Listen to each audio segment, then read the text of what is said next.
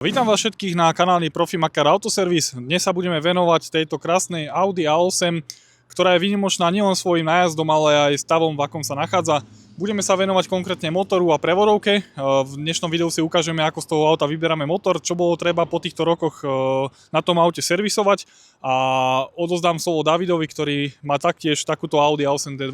Čaute, toto je moja osmička, je to verzia Long a dneska si ukážeme, prečo sú tieto autá zaujímavé.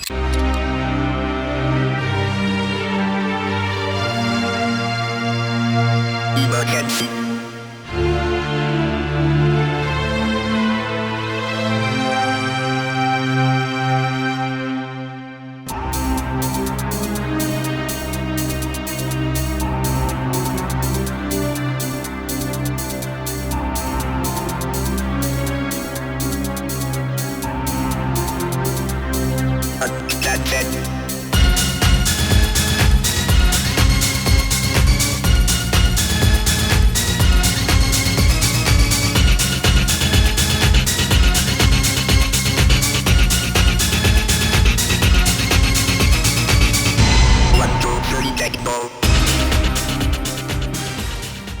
Nie každý deň sa k nám dostane auto, ktoré si zaslúži rešpekt už len tým, že prežilo čas. Toto je Audi A8 V8 4.2 benzín, luxus, sila a technológia 90. rokov v jednom balení.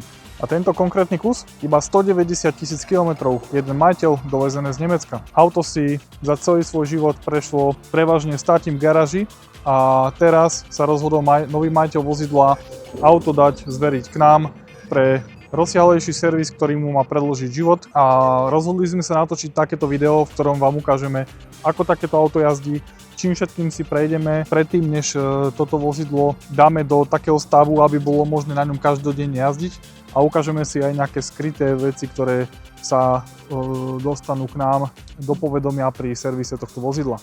Takže pohodlne sa usaďte a začíname. Neviem, či to bude počuť v tom telefóne, ale tento zvuk zavretia dverí na týchto autách je proste neopísateľný. No, máme tu klasický mechanický kľúč, ktorý bol typický pre tieto autá.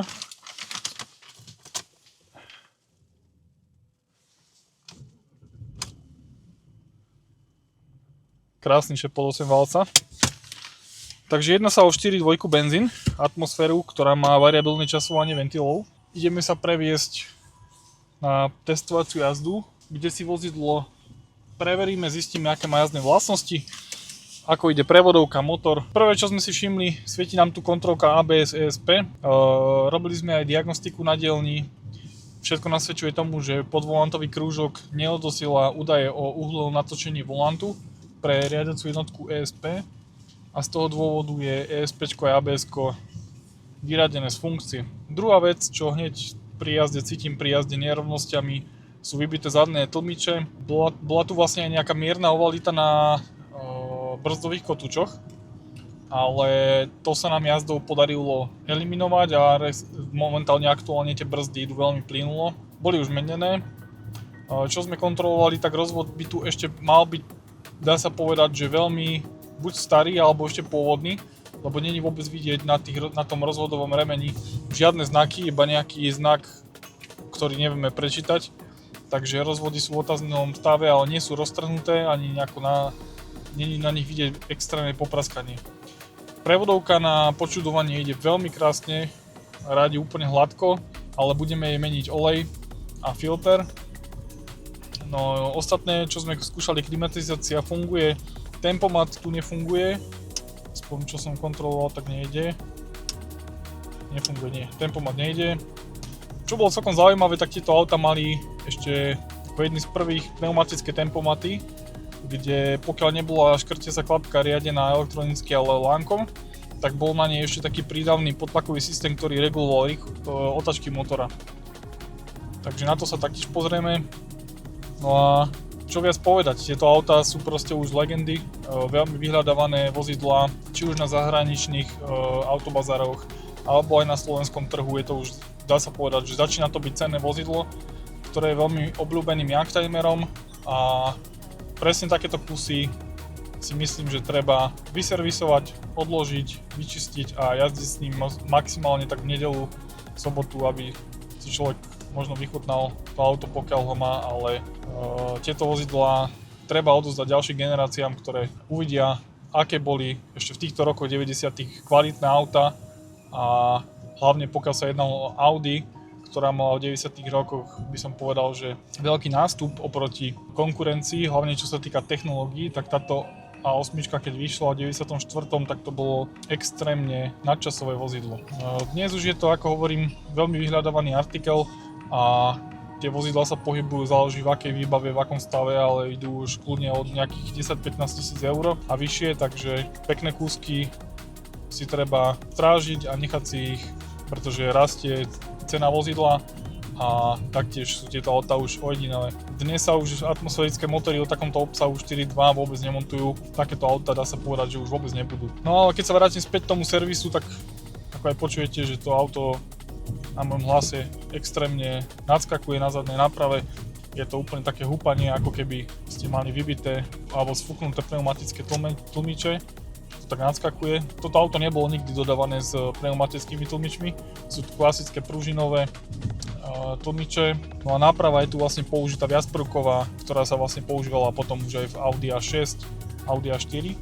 Zaujímavosťou je taktiež Audi Spaceframe karoséria, satelitná navigácia, na tú dobu prelomová novinka s veľkým, dá sa povedať, na tú dobu displejom, ktorý sa dal takto naklapať. No a tento systém sa dal prepojiť ešte aj s televíziou, s externým zdrojom pre CD mechaniku. Ďalej sa tu dali pripojiť rôzne AUX vstupy, takže na tú dobu toto bola veľmi drahá výmoženosť v týchto vozidlách. Je tu farebný displej, farebný Maxidot, čo taktiež bola úplná novinka na tú dobu. Pohon samozrejme 4x4 Quattro. Auto by som povedal, že je stavané skôr na komfort. Sú tu veľmi dobré odlučnené sklá, interiér. Na diaľnici to auto prenáša minimálne množstvo hluku do karosérie. Aj v dnešnej dobe sa jedná o veľmi luxusné vozidlo, ktoré poskytuje vysoký komfort, ktorý sa dá porovnávať s vozidlami vyššej triedy. Blížime sa na diaľňu, auto odstavíme, zajtra je pondelok, dneska sme sa boli v nedeľu previesť na takúto testovaciu jazdu, zajtra budeme z toho vyberať motor, ukážeme si tú technickú stránku tohto auta po tých rokoch. Takže toto je konkrétne 2001, myslím, ročník, takže jedna z posledných, ktoré sa robili, potom už išla D3. To je vlastne už posledný model, ktorý mal faceliftový prerok. Sme na dielni, zajtra pokračujeme v technických prácach.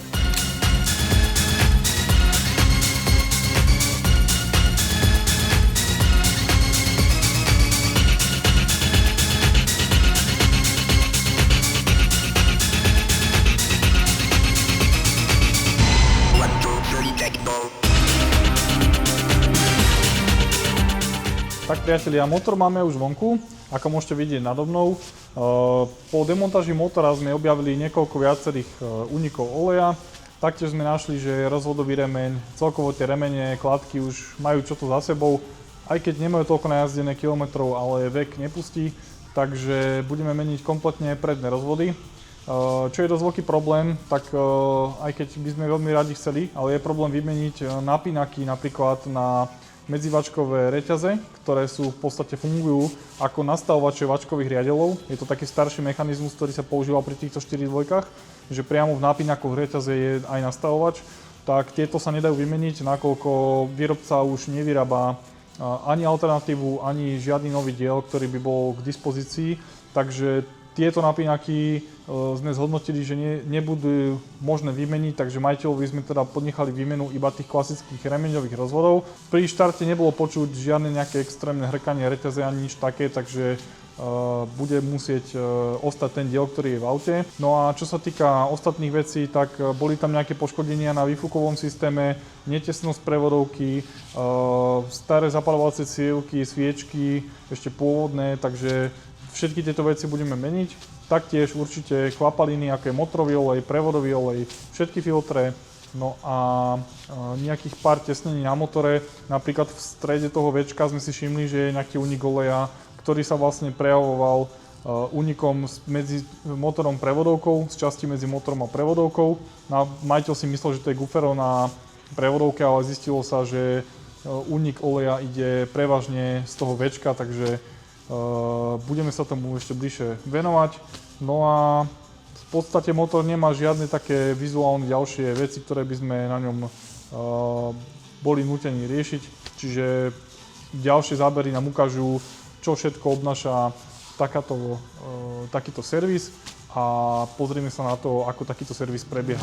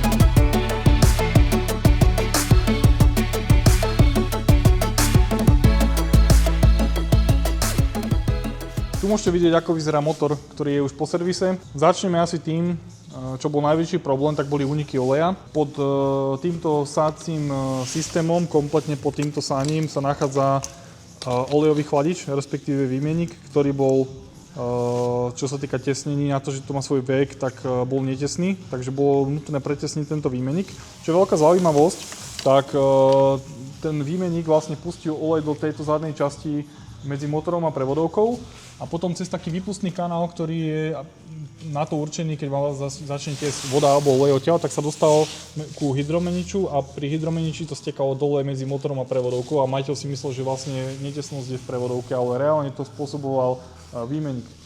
Takže ten sme pretesnili. Určite, čo sa týka ďalšieho servisu, nezabudli sme na také veci, ako sú sviečky cievky. Použili sme tu značkové kvalitné cievky aj sviečky NGK.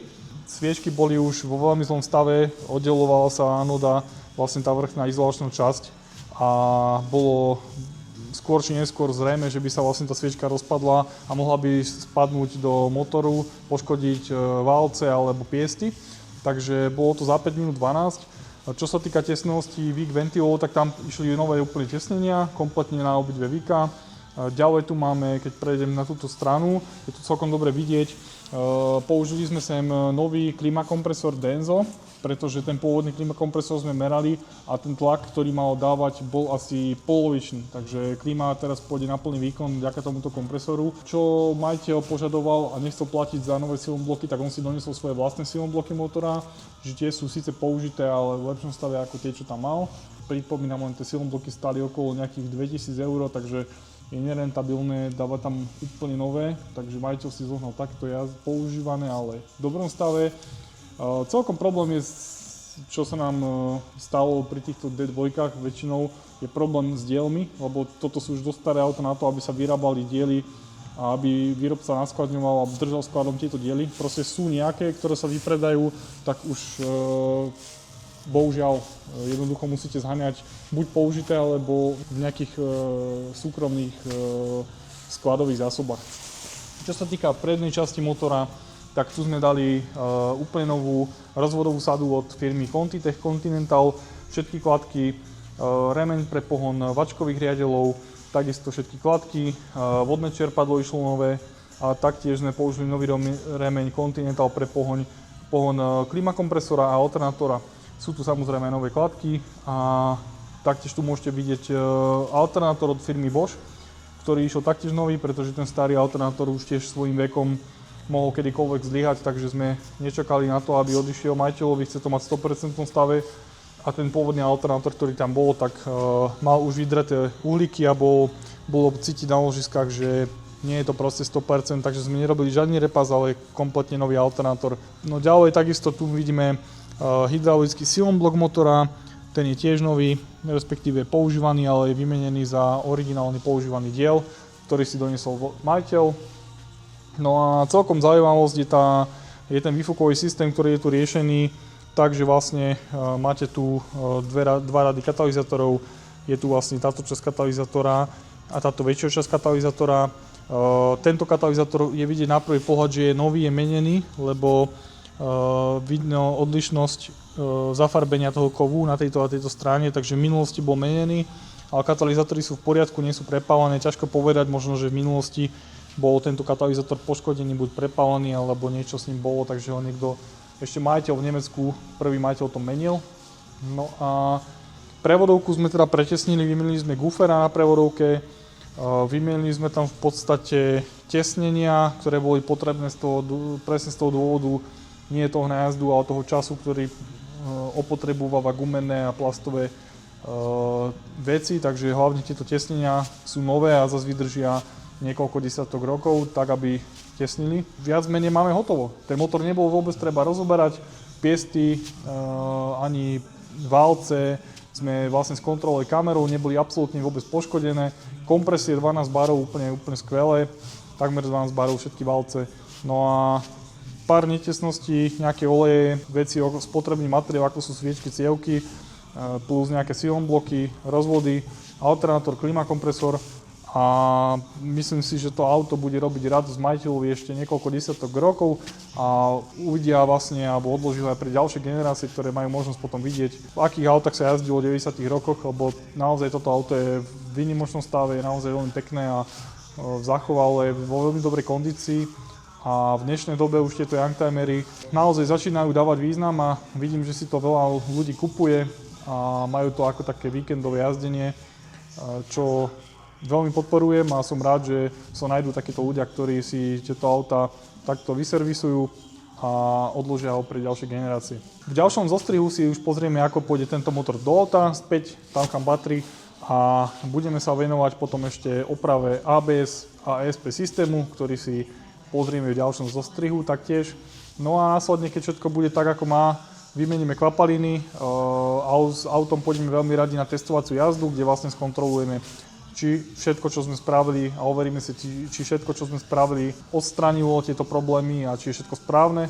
No a máte sa na čo tešiť, pretože s autom sa pôjdeme previesť a ukážem vám ešte nejaké zaujímavosti z interiéru vozidla, takže pozrime si ďalší zostrih. Takže ideme na testovaciu jazdu. Priatelia, počúvajte ten zvuk dverí. To je neskutočné. Počujete ten hrubý, mohutný zvuk, ako toto už v dnešnej dobe málo ktoré auta robia. Takže, ako môžete vidieť, palubná doska, nesvieti žiadna kontrolka. Ešte si otvorím spätné zrkadlo. David nám odkazuje, že navigácia mu ide, ktorú sme testovali.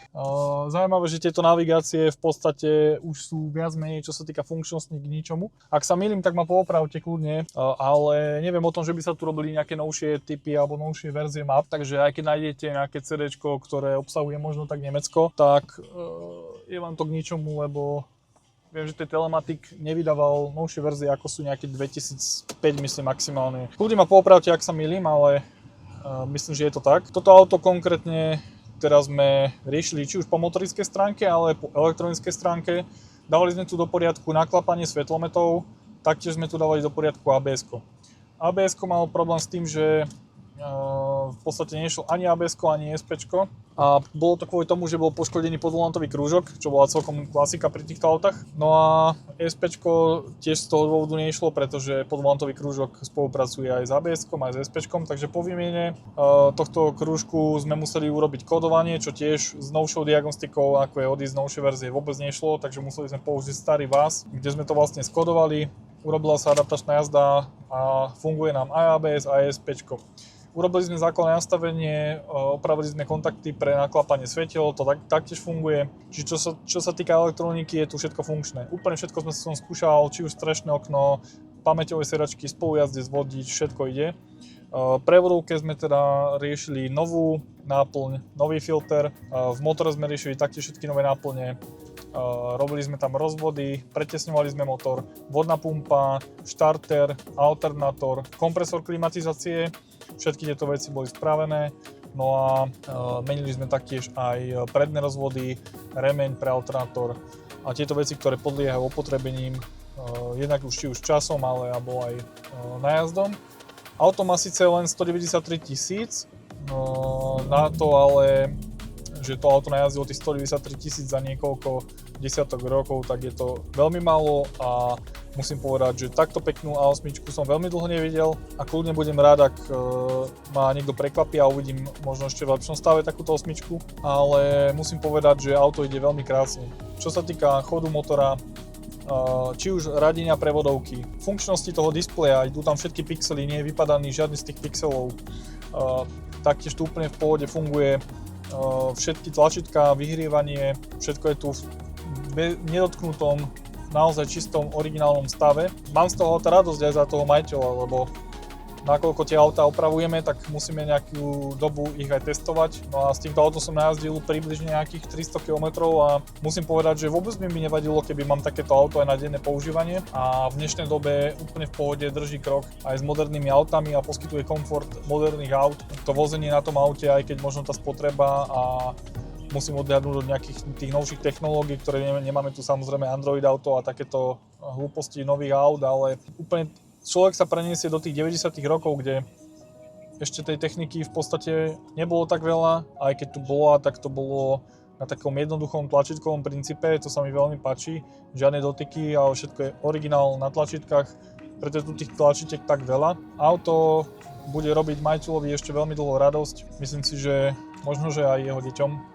Tak sme radi, že sme mohli byť súčasťou tohto projektu, kde sme majiteľovi dali to auto do takého stavu, aby ho mohol odozdať ďalším generáciám a aby mohol napríklad aj niekedy ako víkendovku to auto používať. Treba dodať, že majiteľ tu plánuje dať nejaké nastaviteľné tlmiče, pružiny a teda tlmiče, tak neriešili sme tu podvozok, čo sa týka náprav ani prúženia, takže toto tu ešte treba doľadiť vzadu, napríklad tie prúžiny, respektíve tlmiče vôbec neplnia svoj účel a nadskakuje to, takže toto je ešte detail, ktorý treba doriešiť. No a posledný detail, tak je tu nejaká smerovka, ktorú treba riešiť, lebo blíka veľmi rýchlo a je problém v tomto vypínači sa nachádza relátko, ktoré vám prerušuje obvod a to ako rýchlo vám blíka, tak určuje tento vypínač, lebo v ňom je relé pre smerovky. Takže to ešte budeme riešiť, no a auto bude odozdávané zákazníkovi o 2 dní, takže verím tomu, že majiteľ prejaví radosť. Ideme sa teraz presunúť naspäť do dielne a pozrieme sa na to, ako to auto vrčí, ako funguje, skontrolujeme náplne, pozrieme sa, či nie sú žiadne netesnosti a ideme ho prichystať pre zákazníka na odber. Ak máte aj vy doma takúto A8 D2 alebo iný podobný Youngtimer, kľudne nám nechajte komentár. Alebo ak chcete porovnanie verzie D2 s novšou verziou D3, taktiež do komentárov sa ozvite. A ak sa vám toto video páčilo, neváhajte nám nechať like alebo koment a budeme sa snažiť točiť viac takýchto videí. Pozdravujem vás, čaute. Čaute.